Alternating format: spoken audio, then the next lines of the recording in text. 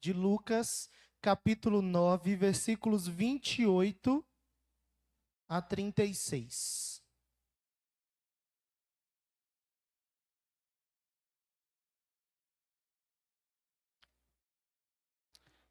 Leiamos juntos, irmãos, todo o texto, 28 a 36.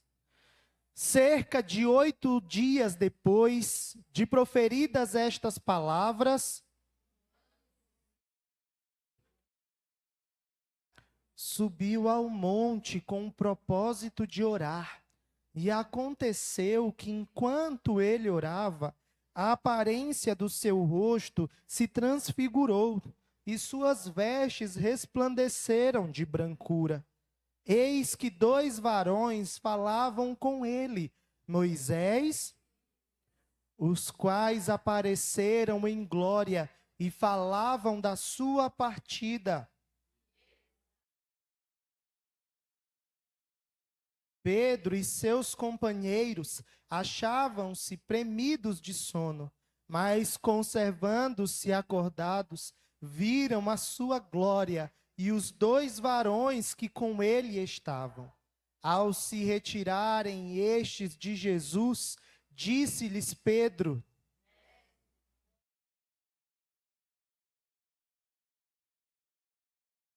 uma será tua, outra de Moisés, outra de Elias, não sabendo, porém, o que dizia. Enquanto assim falava,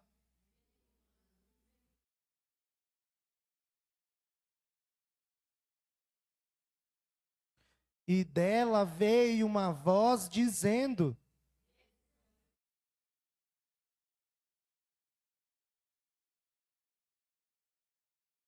achou-se Jesus sozinho.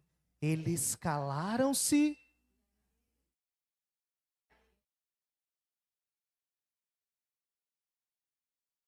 Amém. Quem estava aqui há 2 semanas atrás no culto? Levanta a mão. A maioria, né? A maioria. Semana passada e na anterior, na verdade tinha até mais gente do que hoje, mas eu creio que a maioria aqui estava. E eu preguei em qual texto? Quem lembra? Há 2 semanas atrás. Quem? Este texto. Lá atrás as meninas lembraram, a Rose e a Rádila. Eu preguei nesse texto. Olha que interessante. Passou-se 2 semanas e a gente se esquece dos textos. Por isso que a gente precisa ser alimentado constantemente, né? Eu preguei nesse texto. Só que eu preguei a primeira parte do texto. Eu estou falando com os irmãos e agora já virou uma sequência de sermões. Eu estou falando com os irmãos sobre a verdadeira espiritualidade. Eu falei há 2 semanas atrás que não existe verdadeira espiritualidade sem oração. Eu acho que agora você vai lembrar. Eu preguei por mais de 40 minutos falando sobre oração. Aí eu pensei que na terça-feira a reunião de oração ia bombar. Porque o povo ouviu. E a gente não pode ser só ouvinte. A gente tem que ser praticante. Aí eu cheguei aqui na terça-feira, tinha umas 25 pessoas, eu acho. 20, 25. Se a Wanda estivesse aqui, ela saberia. Ela conta toda a reunião de oração. Mas a gente tinha umas 20, 25 pessoas. Aí eu pensei, meu Deus, tomara que realmente seja porque eles não podem estar aqui. Porque se eles tinham acabado de ouvir que não existe verdadeira espiritualidade sem oração, e o povo não tem disposição para vir buscar a Deus em oração na semana, a gente passa aqui 1 hora e 10 de oração. Entre 8h15 e 9h30 a gente acaba. Normalmente 9h20, 9h25, no máximo a gente está acabando. Se você observar, o tempo é curtíssimo. É pouca coisa. A gente passa quanto tempo assistindo uma série, um filme? Diz aí. À noite mesmo, depois de chegar do trabalho, cansado. Quem tem streaming aqui em casa, levanta a mão. ou no celular? Stream é Netflix, Amazon, essas coisas. Muitos irmãos devem ter algumas séries que vocês já assistiram. Quanto tempo você passa assistindo série? Quanto tempo você passa assistindo um filme? Nossa, pastor, você é contra? Não, irmãos. Mas olha como as coisas estão invertidas hoje em dia. Que as pessoas têm séria disposição em passar horas diante de uma tela. E não tem disposição nenhuma para vir orar por 1h10. Junto com a igreja. Aí a gente vai dizer que a nossa espiritualidade está elevadíssima. Que espiritualidade é essa? Que não sabe o valor da oração. Que faz sacrifício para tudo, menos para orar. Que renuncia para tanta coisa, menos para a oração. O próprio Jesus mostrou isso para a gente. Nós falamos sobre oração aqui e eu não vou me repetir, né? Eu vou seguir o texto. Porque o texto fala da verdadeira espiritualidade à luz de Jesus. A gente pode falar da verdadeira espiritualidade aqui, mostrando que o próprio Cristo foi aquele que buscou a Deus em oração durante toda a sua vida. E principalmente durante todo o seu ministério, que é o que nós temos mais relatos. Mas não só oração, irmãos. O que nós encontramos neste texto é uma obediência absoluta e espontânea ao Pai. Então, uma verdadeira espiritualidade, ela é marcada por oração e por obediência. Aí a gente vai para um sermão em que a gente escuta sobre oração, mas a aparência, o que ficou aparente para mim, dentro do que eu consigo observar como limitado e humano que sou, é que faltou a obediência. E aí eu pensei, vou terminar o sermão. Vou falar sobre a obediência. Porque a obediência de Cristo foi uma obediência absoluta. Ele não negociou o que ele gostava de obedecer e o que ele não gostava de obedecer. Jesus obedeceu absolutamente e espontaneamente, a ponto de entregar a sua vida. Quando a gente fala da economia da redenção, a gente fala das funções. Isso é teologia. A gente fala da função do Pai, a função do Filho e a função do Espírito Santo. Na economia da redenção, Deus Pai é aquele que escolhe, que elege, que cria. Deus Filho é aquele que morre na cruz para nos salvar, é aquele que vem a este mundo para morrer em nosso lugar. Deus Espírito Santo é aquele que aplica a palavra dele em nosso coração. E nesta economia da Trindade, Jesus se dispôs a abrir mão da sua glória, tornando-se homem, sujeitando-se aos desígnios soberanos do Pai. No conselho da Trindade, Jesus ofereceu-se para vir ao mundo, dar a sua vida em resgate daqueles a quem o Pai escolhera antes da fundação do mundo. Jesus veio ao mundo para morrer. A cruz sempre esteve diante dos olhos de Jesus. E nada tirou Jesus desse propósito. Nem os próprios discípulos. Quando aconselhavam ou falavam, será mesmo que a cruz é importante? E um deles, Jesus vai e repreende o próprio Satanás. Jesus sempre teve na sua mente, nos seus olhos, no seu coração, a cruz. Nada removeu Jesus desse caminho. A cruz para ele não foi um acidente.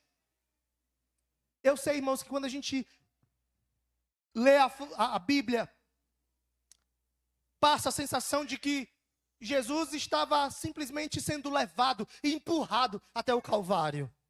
Quando na verdade não, irmãos. Ele não foi um Marte. Ele disse assim: a minha vida ninguém a tira de mim. Pelo contrário, eu espontaneamente a dou. Jesus foi para a cruz com o objetivo de cumprir um propósito eterno do Pai. Jesus morreu porque o Pai o entregou por amor a mim e a você.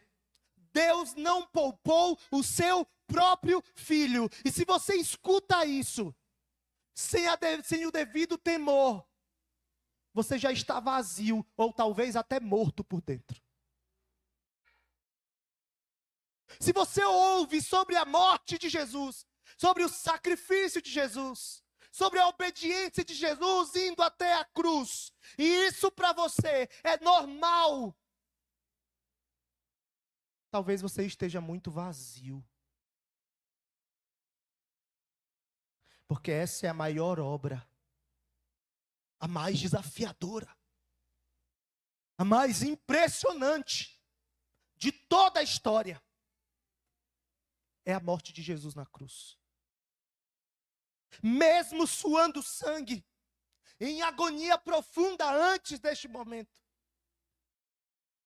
não deixou de cumprir a vontade do Pai. Cristo morreu por nós, sendo nós ainda pecadores. Você não merecia. Você não é digno. Eu sei que para muitos aqui, talvez por tantos anos de cristão, você chega diante do culto como alguém digno. Ai, porque eu não gosto desta TV. Ai, porque eu acho que a música tem que ser daquele jeito. Ah, porque eu acho que a igreja e a gente tem um monte de achismo, sabe por quê? Porque no fim das contas, muitas vezes entramos aqui, não com o propósito de cultuar a Deus, mas com o propósito de sermos agradados. De sermos adorados. E para eu ser adorado como eu quero, a música tem que ser como eu quero, a igreja tem que caminhar como eu quero, porque eu sou importante aqui. Quando na verdade, irmãos, nós temos que entrar aqui humilhados. Humilhados pelo sacrifício de Jesus. Humilhados porque nós somos pecadores, humilhados porque mesmo tendo recebido o sangue de Jesus, nós passamos a semana desobedecendo a Deus.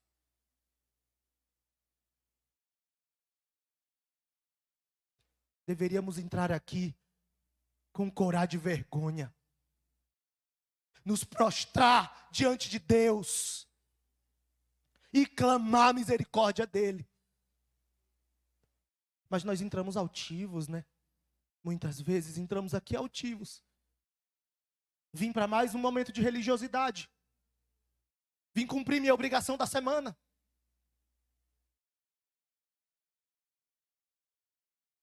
Irmão, Jesus morreu por você. Nada tirou Jesus da cruz. E fora da cruz, irmãos, não há esperança para o homem. Jesus veio como enviado do Pai para morrer em nosso lugar e em nosso favor. Essa foi a sua missão. Moisés e Elias representavam a lei e os profetas. Apareceram no Monte da Transfiguração, conversando com Jesus, e o assunto era a partida de Jesus, a morte de cruz. Eles falavam sobre a morte na cruz, irmãos. E a palavra usada neste texto aqui é êxodos. A palavra grega usada neste texto é êxodo. Onde que nós temos um êxodo, irmãos? No Antigo Testamento, não é? Sabe por quê? Porque a ideia do texto é que a morte de Jesus aqui é o nosso êxodo, é a nossa libertação. O êxodo foi a libertação do povo de Israel do cativeiro do Egito. E Jesus, com o seu êxodo, nos libertou do cativeiro do pecado. Sua morte trouxe vida. Pelas suas pisaduras fomos sarados. Jesus caminhou para o Calvário, para a cruz. E o êxodo de Jesus me trouxe libertação. E Jesus aqui não muda a conversa. Vai lá, Elias, me dá um outro caminho aí. Tem algum outro caminho que não seja a cruz? Não. Jesus manteve o foco. Jesus manteve a sua obediência. Aí eles descem do monte. E logo que eles desceram do monte, Jesus libertou o menino possesso. E diante do espanto e do entusiasmo de todos os que viram o poder de Jesus ali, ele vai falar aos seus discípulos assim: fique e saia os vossos ouvidos as seguintes palavras: o Filho do Homem está para ser entregue nas mãos dos homens. Jesus estava ali diante de pessoas perplexas. Extraordinário! Ele libertou o menino. Mas Jesus não se empolga com a empolgação daquelas pessoas. Ele fala: fixem as seguintes palavras: o Filho do Homem está para ser entregue nas mãos dos homens. Está perto. Está perto. Jesus estava determinado a cumprir cabalmente a sua missão. Ele caminha em direção ao Calvário. Ele não foge da cruz. Ele sabe o que vai acontecer. Ele conhece tudo que está sendo tramado. Na calada da noite, ele tem consciência do que está sendo orquestrado pelos homens maus. Ele conhece a avareza de Judas. Ele conhece a inveja dos sacerdotes. Ele conhece a covardia de Pilatos. Ele conhece a facilidade com que a multidão muda de opinião.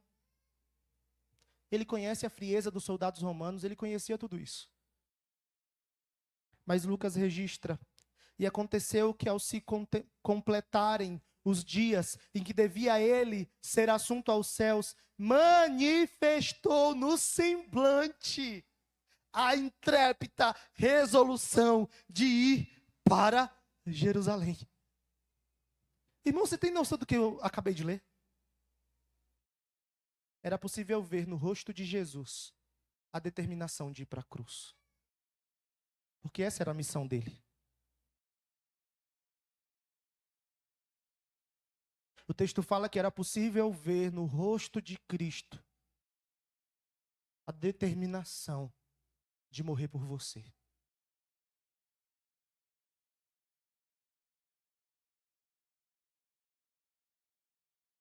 O que isso tem a ver com obediência, pastor? Ou com a minha obediência?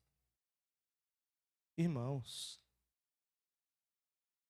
nós somos tão rápidos em desobedecer.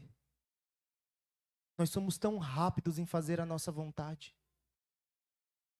Pergunto aos irmãos: nós temos mais de 100 membros na igreja. Se eu contar aqui, hoje, deve dar umas 50, 60 pessoas. Não vou contar. Ou seja, quase 50% da igreja faltou no dia do Senhor. Isso é normal? Eu tenho que tratar isso com normalidade? Eu não. Talvez você diga: ah, pastor, mas tem uns doentes, sim. Tem alguns idosos, sim. Mas será que 40% da igreja hoje está doente? Ou será que no meio deles não existem alguns irmãos que decidiram mesmo conhecendo qual é a palavra de Deus, ficar em casa e assistir alguma coisa?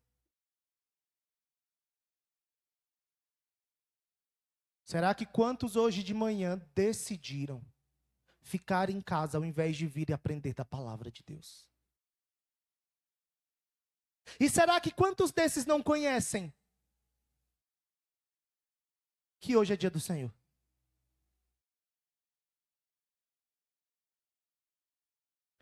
A gente está sempre disposto a obedecer a nós mesmos, a nossa vontade. Mas a palavra do Senhor, a gente fica tentando achar brechas.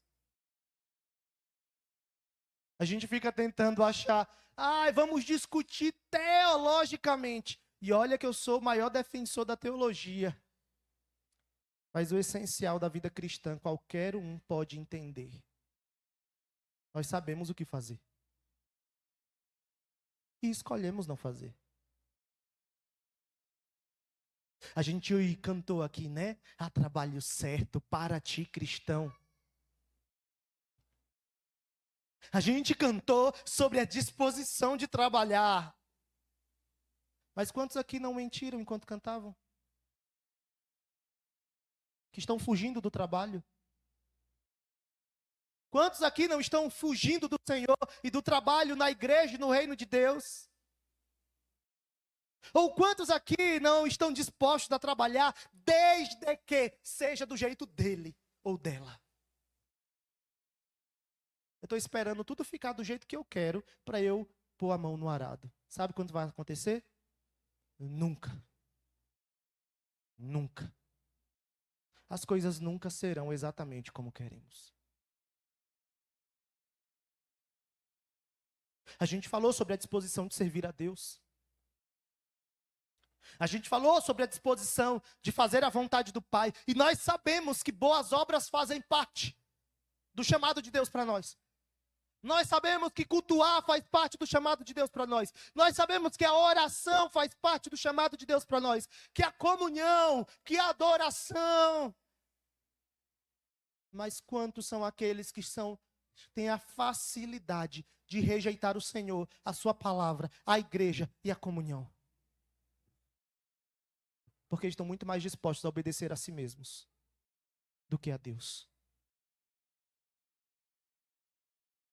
Irmãos, o fato de sermos salvos não anula a necessidade de obediência. Muito pelo contrário. E eu estou precisando voltar a pregar na igreja sobre prioridade. Lembra da época que eu pregava direto sobre isso? Sabe como é que o pastor decide o que pregar?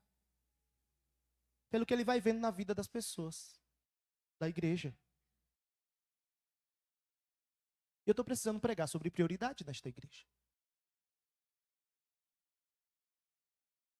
O primeiro choque que eu tive sobre isso foi na eleição dos departamentos do ano passado. Misericórdia. Muita gente dizendo, não, não, não, não. Talvez muitos desses que disseram não aquele dia, se eu visse assim, você vai ganhar R$1.000 por mês para trabalhar neste cargo na igreja. Talvez alguns se animariam. Porque as pessoas estão movidas pelo dinheiro e não pela obediência à palavra de Deus. Me arrepia, irmãos. É tão fácil negociar, né? Tudo é tão mais importante. Tanta coisa na vida que toma o meu tempo, que exige de mim. Quanta coisa na vida. Porque eu preciso fazer, mas eu preciso fazer o que me agrada. Renúncia, que isso, pastor? Meu tempo é tão curto. Vi aqui orar, renunciar 1 hora, 1h30 da minha semana. que a maioria aqui mora perto da igreja. Talvez demore 10 minutos para vir e voltar. Juntando com 1h10, 1h30. Ah, não, pastor, tenho tanta coisa para fazer. E é tão chato orar. Talvez você não fale isso, né? Mas o seu comportamento mostra. A espiritualidade de Jesus foi marcada pela obediência. E talvez a sua esteja sendo marcada pela desobediência. Talvez você seja um indiferente. Oh, irmãos, não tem nada mais triste do que ser indiferente. Sabe o que é ser indiferente? É mais ou menos o seguinte. Alguém chega para nós, digamos que o Wagner, a quem eu tenho um carinho gigantesco, amo muito Wagner. Digamos que eu comece a ficar seco. Não estou nem aí para as coisas. Aí o Wagner chega para mim e diz assim: tem um filho, pastor, um dos meus filhos, descobriu uma doença rara. E ele chora diante de mim, conversando comigo e expondo a sua dor. E aí eu digo para ele: eu vou orar por você, irmão. E o deixo ali. Essa é uma clara expressão de indiferença. Ouvir, mas não me comove mais. Pode ser a maior dor, mas eu não me importo mais. Eu estou tão centrado em mim mesmo, que a dor do outro não faz diferença para mim. E tem gente que é indiferente à palavra de Deus. Ouve, ouve, ouve e continua endurecido. Ouve e passa a semana igualzinho, como se não tivesse ouvido nada.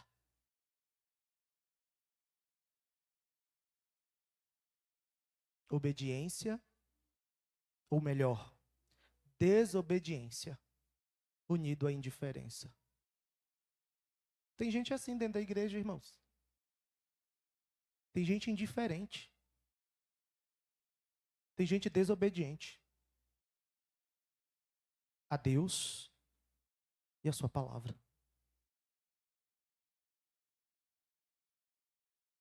Você não vai encontrar um pastor perfeito.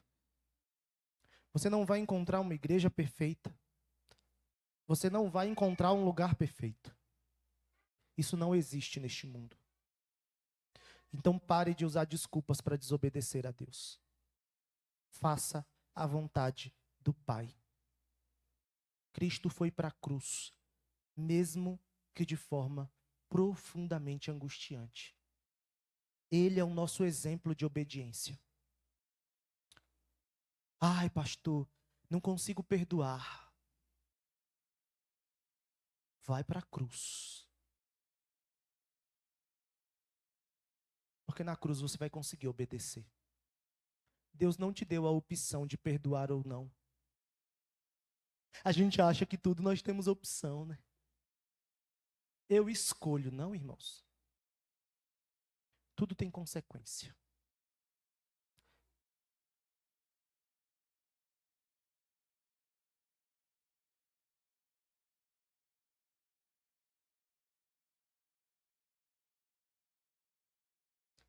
E eu vou parar por aqui.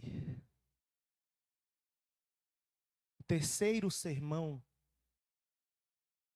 vem depois, que é uma terceira parte do mesmo sermão. Verdadeira espiritualidade é marcada por oração. Verdadeira espiritualidade é marcada por obediência. Jesus obedeceu. Jesus morreu por você. Então se humilhe diante dele e obedeça.